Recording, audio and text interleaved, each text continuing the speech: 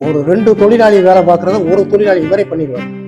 ஒரு மூட்டை நெல்லை எடுத்து அப்படியே அவியலில் கொட்டிடுவார் சார். அவ்வளோ வலுவான ஆள். இன்னைக்கு அந்த வலு இல்லைன்னு பார்க்கும்போது எங்களுக்கு கொஞ்சம் மனசு வருத்தமா இருக்கு. அன்னைக்கு கூட அவர் சொன்னார், ரஜினி என்ன ஞாபகம் இருக்கு அவருக்கு, என்ன இனி மாதிரி இருக்கா அந்த பையன் மதுரையில் அப்படின்னு கேட்டு போனார். யார்கிட்டையுமே ஜாதி மதம் பார்க்காம பழகுவார் சார். வரும்போது என்னடா திருப்பதி எப்படா இருக்கேன்னு கேட்குறாரு. அடுத்த 5 நிமிஷத்துல அவருக்கு நினைவே இல்லை, யார் அவரு அப்படின்னு அந்த மாதிரி வந்துட்டாரு. ஆனா பழக்கத்துக்கு தங்கமான ஆள் சார். என் கூட இருந்த நண்பர்கள் 4 பேர் 5 பேர் முக்கியமான நண்பர்கள் இல்லை சார். இவர் தான் இருந்தார், அவரு இன்னைக்கு இறந்து போயிட்டாரு.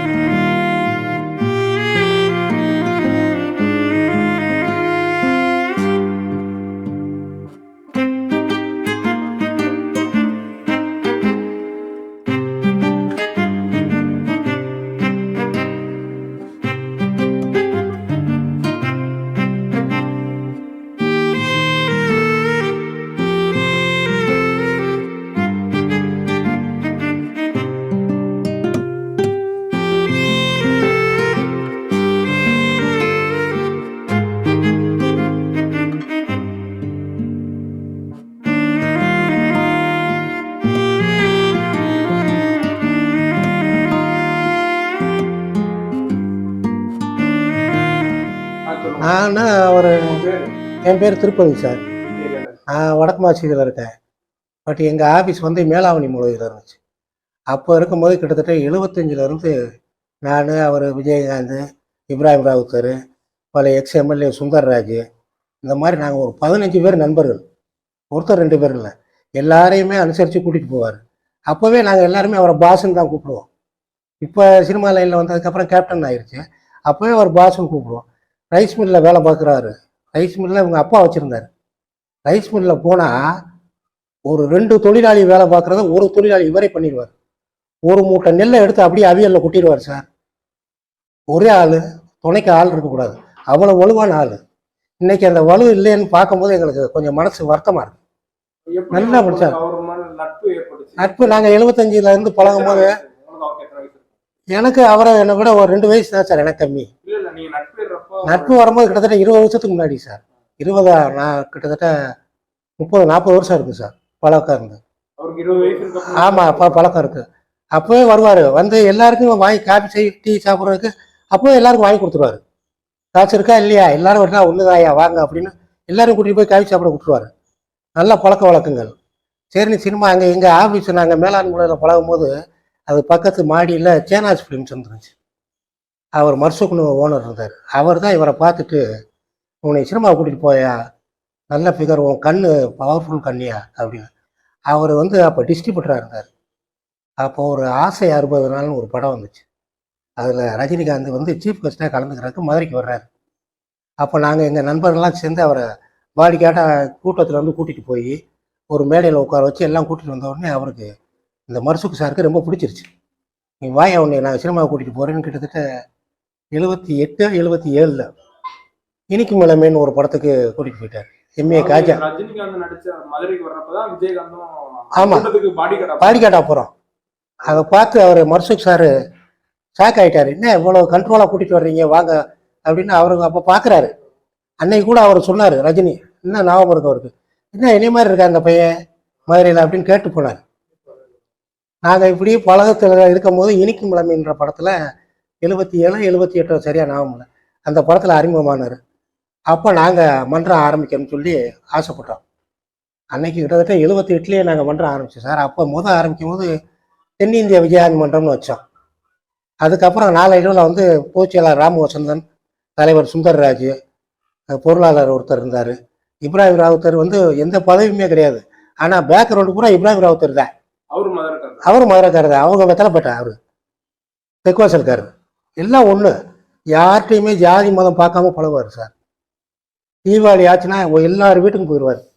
யார் வீட்டில் என்ன பலகாரம் இருக்கா எல்லாம் கொடுங்க, வாங்கி சாப்பிடணும்.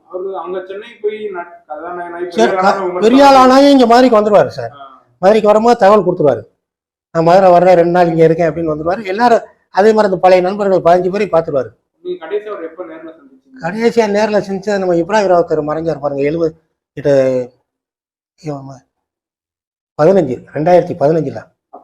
அப்போ சந்திச்சது தான். அப்போவே அவருக்கு பாதி நினைவு இல்லை. நான் பார்க்கும்போது பக்கத்தில் சுதீஷ் இருந்தார், இந்த மன்ற செயலாளர் பார்சா இருந்தார். வரும்போது என்னடா திருப்பதி எப்படா இருக்கேன்னு கேட்குறாரு. அடுத்த 5 நிமிஷத்துல அவருக்கு நினைவே இல்லை. யார் அவரு அப்படின்னு அந்த மாதிரி வந்துட்டாரு. இப்ராஹிம் இறந்தப்ப அப்போ என்ன பண்றாரு, நான் தான் தூக்கணும்னு உட்காந்துருக்காரு. என் நண்பர் இறந்து போயிட்டேன், நான் தான் தூக்கணும்னு உட்காந்துருக்காரு. இந்த பக்கம் சுந்தரராஜ் எம்எல்ஏவா இருக்கவர் அவர் இருக்காரு. அப்புறம் கடைசியில் அவங்க முஸ்லீம் மதப்படி எல்லாத்தையும் செஞ்சு அடக்கம் பண்ற அளவுக்கு இவரால் தாங்க முடியலை. நேரம் அங்கே பரியல்கரவுக்கு போயிட்டாரு. அவர் இப்ராஹிம் ராத் இருந்தேன். ஆனால் பழக்கத்துக்கு தங்கமான ஆளு சார்.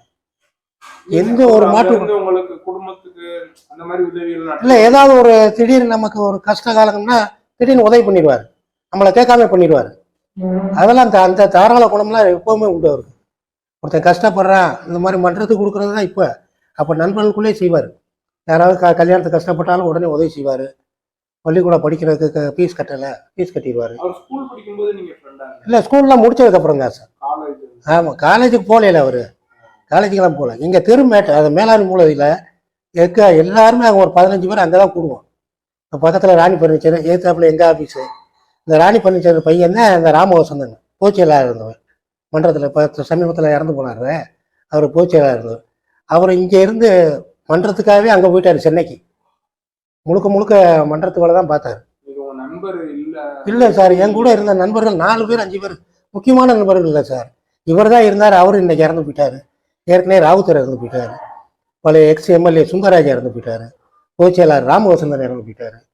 பழைய நண்பர் ரவின்னு இருந்தார், அவர் இறந்து போயிட்டாரு. இன்னைக்கு நாங்கெல்லாம் இருந்தோம்னா ஓடியாருவாங்க சார். இப்போ நான் மெட்ராஸ்லேருந்து வர்றேன்னா 4 மணி ட்ரெயினுக்கு வர்றேன்னா 3 மணிக்கு வந்துடுவோம் எல்லாம்.